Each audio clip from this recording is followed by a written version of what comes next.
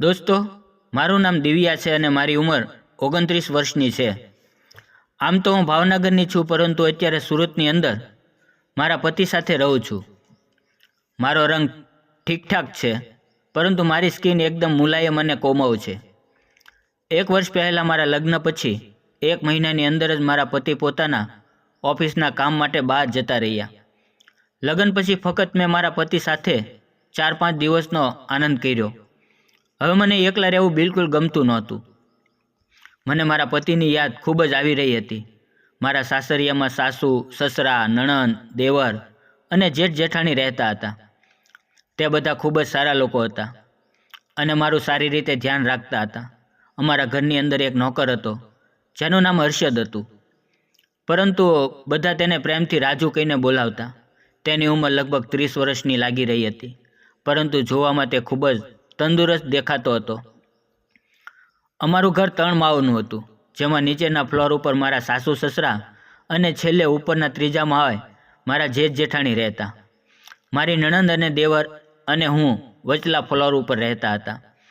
અમારો નોકર રાજુ નીચે હોલમાં સૂઈ રહેતો। હું એકલી અને નવી હોવાને લીધે દરેક લોકો મારું ખૂબ જ ધ્યાન રાખતા। મારો દિયર અને નણંદ મારા રૂમમાં ગમે ત્યારે આવી જતા અને મારી માટે ખાવા પીવાની વસ્તુ લાવતા। એક દિવસ જમ્યા પછી હું મારા પતિ સાથે ફોન ઉપર અમારી મીઠી વાતો કરી રહી હતી। જ્યારે મેં નાઇટી પહેરી હતી ત્યારે મને લાગ્યું કે કોઈ મને છુપાઈને જોઈ રહ્યું છે। મેં પાછળ ફરીને જોયું તો મને કોઈ દેખાણું નહીં। થોડીવાર પછી મને પડદો હટાવવાનો અવાજ આવ્યો। મેં ગભરાઈને ઝડપથી પાછળ જોયું તો ત્યાં રાજુ હતો। તેના હાથમાં ગ્લાસ હતો। તે બોલ્યો, મેમ સાહેબ, માજીએ તમને દૂધ આપવા માટે મને મોકલ્યો છે। મેં જોયું કે તેની નજર મારી ઉપર હતી। મારા મનમાં મને તેની સાથે મસ્તી કરવાનો વિચાર આવ્યો। હું એમ જ બેઠી રહી અને તેને મેં મારી પાસે બોલાવ્યો। જ્યારે તે મારી પાસે આવ્યો તો મેં તેના હાથમાંથી દૂધનો ગ્લાસ લીધો અને દૂધ પીતા પીતા તેને તેની પત્ની વિશે વાત કરવા લાગી। તે મને કહી રહ્યો હતો કે તેના લગ્ન 2 વર્ષ પહેલાં થયા છે, પરંતુ તે 1 વર્ષથી પોતાના ઘરે ગયો નથી। તેની વાત સાંભળીને મને વધારે મસ્તી કરવાનું મન થયું। મેં તેને પૂછ્યું, શું તારી પત્ની તને ત્યાં નથી બોલાવતી? તે શરમાઈ ગયો। મેં તેને કહ્યું કે પતિ જ્યારે કામ કરવા માટે બહાર જતા રહે છે ત્યારે પત્ની તેની યાદમાં ઘરે એકલા શું કરતી હશે? તે ધીમે ધીમે હસવા લાગ્યો અને બોલ્યો, શું કરું મેડમ, હવે બીજો કોઈ રસ્તો પણ નથી। તે થોડી વારે મને જોઈ રહ્યો હતો ત્યારે અચાનક નીચેથી મારા સાસુએ તેને બોલાવ્યો। તે ખાલી દૂધનો ગ્લાસ લઈને નીચે જતો રહ્યો। હવે તે રોજ કોઈના કોઈ કામના બહાને મારા રૂમમાં આવી જતો અને મને જોઈ રહેતો। હું પણ તેને નજારા દેખાડીને ખૂબ જ આનંદમાં લાવી દેતી। એક દિવસ ઘરના બધા લોકો સંબંધીના ઘરે લગ્ન પ્રસંગ હોવાથી જતા રહ્યા।